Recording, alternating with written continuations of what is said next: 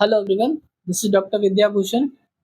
आज हम लोग डिस्कस करेंगे एक ऐसी प्रॉब्लम के बारे में जो बहुत सारे लोगों को परेशान करती है। जैसे कि बहुत सारे लोग कहते हैं क्या कि मैं तो मीठा खाता नहीं हूँ बिल्कुल, फिर भी मेरे दांतों में ऐसा क्यों होता है कि कीड़ा जैसा लग जाता है, फिर कुछ इस तरह का लगने लगता है।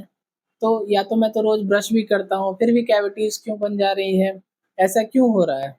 क्या आपको भी ऐसा लगता है कि सिर्फ चॉकलेट्स या फिर जो स्वीट्स होते हैं उसी को खाने से दांत खराब होते हैं? चलिए, आज हम लोग बात करेंगे 5 ऐसे छुपे रीजंस जिसके बारे में आपको पता चलेगा तो आप सोचिएगा कि अच्छा, ये भी वजह हो सकता है क्या? इसके लिए आप इस वीडियो को एंड तक देखिए, आप बहुत सारे आपके डाउट्स जो हैं क्लियर हो जाएंगे। तो अब देखिए, सबसे पहला जो है कि खाना जो होता है वो खाना नहीं, जो माइक्रोब्स होते हैं वो है आपके असली दुश्मन। कैविटीज के लिए सबसे बड़े रीजंस जो है ये जो माइक्रो ऑर्गेनिजम्स जैसे कि बैक्टीरिया एंड ऑल, ये सारा जो है आपके लिए सबसे ज़्यादा प्रॉब्लम क्रिएट करता है। आप चाहें कितना भी कम खाओ, अगर आपके दांत साफ नहीं हैं तो वो जो माइक्रो ऑर्गेनिजम्स हैं उनको लेफ्ट ओवर पार्टिकल को एसिड में कन्वर्ट करके वो आपके दांतों के लिए नुकसान पहुंचा सकते हैं। ये जो भी एसिड्स बनता है ये धीरे धीरे आपके दांतों को स्लोली खोखला कर सकता है। और हाँ, ये बैक्टीरिया आपके टूथपेस्ट, ब्रश या फिजिकल कांटेक्ट से भी ट्रांसफर हो सकते हैं।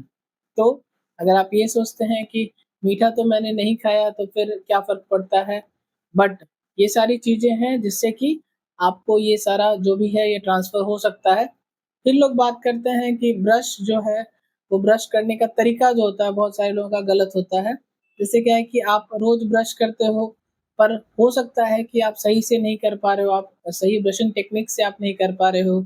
अगर आप बहुत कम समय में आप ब्रश खत्म कर देते हैं, जैसे कि तुरंत ही सोचे क्या कि जल्दी से ब्रश कर लें या फिर रात को ब्रश नहीं करते हैं, तो प्लाक जो है वो आपके दाँतों में चिपक सकता है और रात को फिर माइक्रोबियल एक्टिविटी शुरू हो जाती है।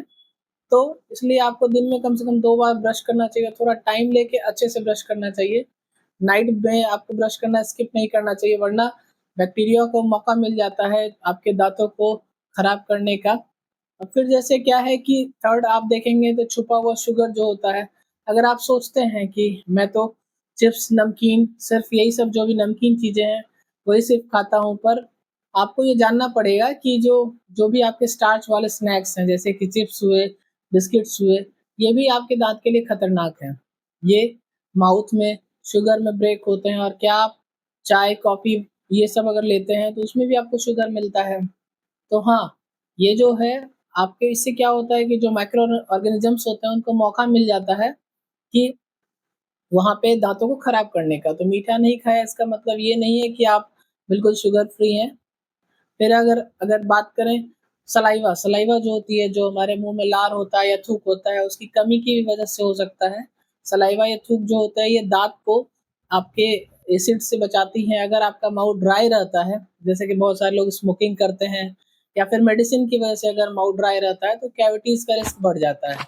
रात को माउथ ब्रीदिंग करने वाले जैसे लोग होते हैं जिनको मुँह से साँस लेने की आदत होती है, उन लोगों को भी सँभल के रहना चाहिए, क्योंकि ये जो ड्राई माउथ है वो माइक्रो ऑर्गेनिज़म्स को आने का इन्विटेशन देता है।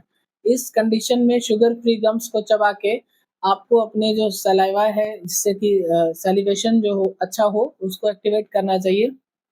फिर जेनेटिक्स और आपका वीक इनामल, कुछ लोगों के दाँत में एक्चुअली जो होता है वो नेचुरली बहुत ज़्यादा कमज़ोर होते हैं। एनामल जो है दाँत के जो सबसे ऊपर वाली लेयर होती है, उसके बारे में बात करेंगे। वो वीक हो तो बैक्टीरिया आसानी से आपके दाँतों पे अटैक कर सकता है, और अगर मान लीजिए सपोज़ आपको जेनेटिक मम्मी-पापा या किसी मतलब अपने पेरेंट्स में किन्हीं को कैविटीज़ है, तो हो सकता है आप में वो चांसेस बढ़ जाते हैं। इसमें आप पहले ही डॉक्टर से हेल्प लें, और ज़रूरत पड़ने पे अगर फ्लोराइड एप्लीकेशन कर सकते हैं या फिर सीलेंट वगैरह यूज़ कर सकते हैं। तो दोस्तों, कैविटी सिर्फ आपको मीठा खाने से नहीं होता, बल्कि माइक्रो ऑर्गेनिजम्स, गलत ब्रशिंग, हिडन शुगर्स और जेनेटिक्स, इन सब वजहों से भी हो सकता है। अगर आपको ये वीडियो हेल्पफुल लगा हो तो शेयर करिए उन दोस्तों के साथ जो आपके साथ रोज मिलते हैं, या कहते हैं लोग कि मैं तो कुछ नहीं खाता हूँ, कुछ भी इस तरह की चीज़ें खाता ही नहीं, फिर भी ऐसा क्यों होता है? तो डॉक्टर्स के पास आपको रेगुलर चेकअप के लिए जाना चाहिए, और अपने ओरल केयर के लिए रूटीन को आप स्ट्रॉन्ग रखिए। हमारे चैनल को सब्सक्राइब करिए और बेल आइकन दबाइए, ताकि आपको किसी भी इस तरह के जो भी हेल्थ टिप्स हो वो आप मिस ना करें। और याद रखिए, ये जो दांत है तो ही आपके लिए सारा कुछ है। So thank you so much, keep smiling.